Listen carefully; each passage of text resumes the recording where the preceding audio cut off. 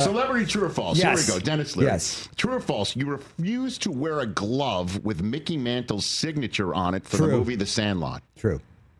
So you're. And by the way, it was my first movie. Yes, what I was to say. Yeah. So you had. This is your first movie. And I loved the script.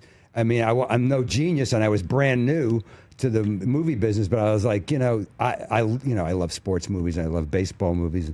I was like, I really think this is one of those ones. If they do it right, this could be like a thing that kids will watch forever. And so I was totally in. And you were right, by the way. We show it to my kids. Yeah. But I was like, theirs. dude, I got to tell you, I cannot.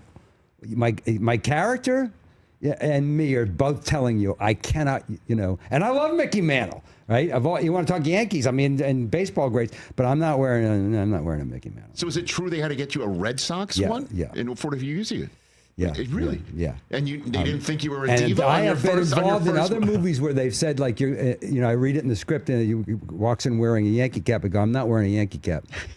And now they know. They just don't worry about that Yankey cap thing. We're going to take that out. I'm like, well, good, because no. It's like, oh my God, it's like. I'm not even a lapsed Catholic. I'm so out of that church. It's like when I go to, like, when there's a funeral or a wedding, in my family that takes place in a Catholic church, the priest will always make some kind of like, nice to have you here, because they don't.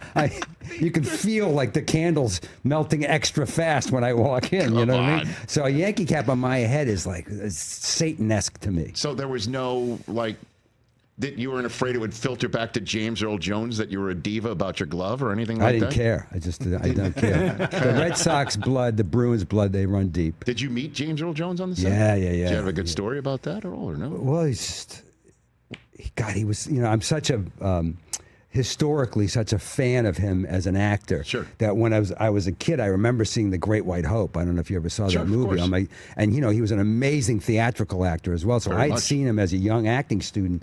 I saw him on Broadway. I can't remember the play now, but forget the movie work and The Field of Dreams, which was, that was one of those movies that I literally was crying in the theater with Jeff Garlin from Curb Your Enthusiasm. I saw that with Jeff. No kidding. We were unknown guys at the time, obviously, and we're two huge baseball fans. We both went to that movie, literally crying, and grown men crying in the movie theater. So I was. Of course, I wanted to ask him a million questions about acting. Sure. And about The Great White Hope and stuff. But, we're on set. He had a million lines. I have, so it was just to be in his presence was amazing. That's pretty cool, man. I love it. But to be in a movie with him? And by the way, you're not wrong. That The Sandlot lives forever. Yes. It does. Great movie. True or false, Denis Leary, you were invited to be in R.E.M's Shiny Happy People music video after they saw you rant about them in an MTV sketch. No. That is false. False. I'll tell you what is true is I did a rant about, I did an MTV spot about Shiny Happy People. Okay. And some other stuff I hated. And I, there was real anger and rage. And then I was in a restaurant in Los Angeles with Sean Penn, who's an old friend of mine. And it was kind of empty. We were having an early dinner, and it was an outdoor patio, so you could smoke. So we're just sitting there, two angry Irish guys smoking, and Penn, my back was to the door, and Penn goes, hey, Michael Stipe's on his way over here. I go, what? He goes, Michael Stipe's walking over, and I was like, what? And I turn, Michael Stipe, so I don't know, right? Yeah. But when you piss people off, and he walked up and he hands me a little matchbook, and then walks away, doesn't say anything, and I open the match book cover, it's the old matches. Yeah, of course. And it says, I hate shiny happy people too. And I'm like, and so we look over and he's at a table and he's smiling. So Sean and I go, and we went over and we sat with him, and he was the greatest guy. He had a great sense of humor about himself. We knew mutual people, musicians. So it was really, and then I did a Fashion Rocks charity event for the King of England now, but at the time he was the Prince's Trust. Mm-hmm. I hosted it it was like 17 fashion designers and 17 rock stars. Yeah. And Michael was singing with somebody, I can't remember who, Bryan Adams or something. at that gig, and he was still great. He was, you know, he was a really nice guy about it. I imagine he didn't perform Shiny Happy People. No, because he hates it. Yeah. Odd is great. I got a couple more. They had Denis some Leary? great songs, but Shiny Happy People was not Not one of them. one of them. Clearly, that has been stipulated by you.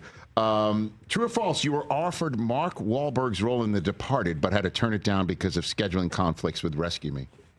Yes. Now, let me be clear about this one. Okay. I can't. I think I was offered Alec Baldwin's role first. Okay. Right? I know Scorsese. I knew him then.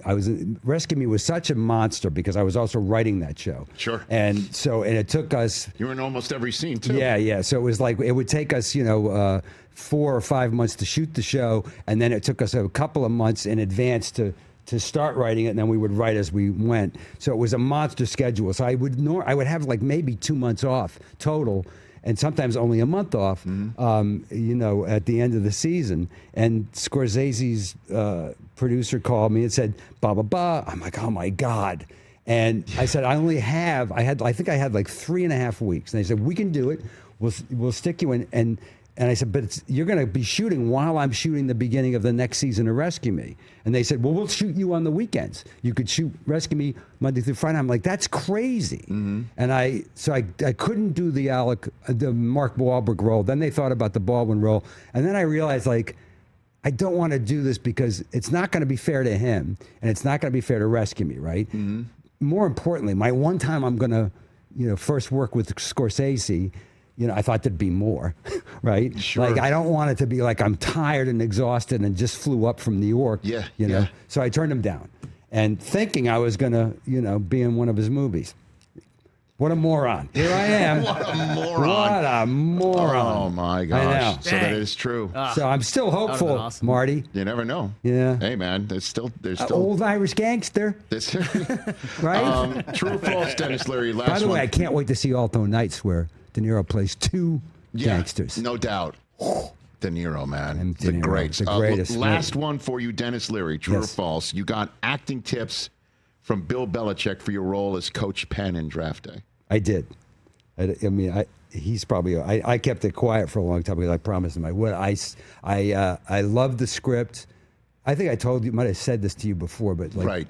somebody called me. My agent called me and he said, "Hey, Kevin Costner's doing a football movie with Ivan Reitman," and he's about to say something. And I went, "I'm in." He goes, "Well, no, let me." I said, "No, I'm in." He's like, "Don't you want to know who you're playing?" I said, "I don't care who I'm playing."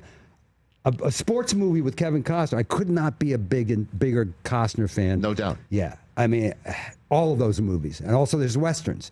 And the greatest western he ever did, which doesn't get enough credit, Open Range. You ever see that movie? No, I have not. Open Range is the best western he ever did. Okay. It's with him and Robert Duvall. He directed it and wrote it. Okay. Amazing movie. Has the greatest shootout in the history of westerns. Anyways, I told Kevin that. Anyways, so I got the script. I talked to the writers. I talked to Kevin briefly. And then I said to Bill, like, can I send you this and you look through it and tell me what's real, what's not real, blah, blah, blah. You sent him the Draft Day script. I sent him the script. Uh-huh. He read it.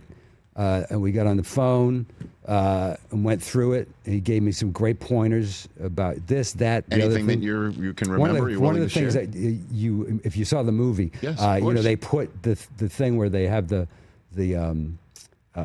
player look at the playbook. They can tell it. He looked at the playbook by putting a $20 bill in it. Yeah, sure. Yeah. So Belichick said, "That's mine." I invented that, and I was like, so I told the writers. I said, "Blah, blah, blah," and they went, "Oh, we didn't know that. We just heard it from this guy that used to work for the Jets." I'm like, "Well." Yeah, right? Because Belichick's just, he is a genius. Yeah, he's a psychological genius when it comes to everything. Very much so. Yeah. So he's reading the script and he goes, "That's my movie." Yeah, that was mine. So he was really helpful. And I had a blast making that movie, man. Costner is such a pro, such an amazing guy, Yeah. but also as such a generous. His concern every day was that everybody else was really good. Because he knows as a team player, like, in order for the thing to work, we all have to be good, right? And God, he was good. Every time the draft comes up, I hear about it. I'm Yeah. I'm in it as well, just as a brief Yeah, bit. yeah. And I'll never forget, we were shooting in New York City at Radio City Music Hall. Yeah. And, Frank Langella played the owner. And he was great. And he came up like Frank Langella. I mean, my God, he's so. I'm sitting there in between nights 1 and 2 of the draft, and I figured I'll have the script right here in front of me. I didn't look at it, or I didn't care. Like I'm gonna do it for sure. And he comes walking up to me in Radio City Music Hall, Frank Langella. Frank Langella, one of the greatest actors of all time. Agreed. And he looks at me, he goes, "Would you like to run lines?" And I'm like, oh my God. I haven't looked at the script yet. And I'm like, just give me a minute, Mr. Langella. And went up there and he sat down and I looked at my script. I hope he didn't mind me just looking at my script. And we went over. I have run lines with Frank Langella. Dude, I got to tell you something. Frank Langella, first of all, he's been a great actor for so long in the theater. He did Frost Nixon, the play Frost Nixon, but I saw it on the stage. Right. It's one of those things where you go like, why am I acting? Why do I think I can do this job after you see a performance? He played Nixon. It's so insane. And on draft day, I peppered him. I just peppered him. He's one of those guys that will tell you the stories. Like I was like, listen, I know you performed and then for the Kennedys and then were invited to Hyannisport. So he told me that story about being with JFK and Jackie and Bubba. And then I asked him about, and he'll tell you all the stories. He's spilling the tea. Catch the Rich Eisen Show live, weekdays from 12 to 3 p.m. Eastern on Roku Sports Channel in the U.S.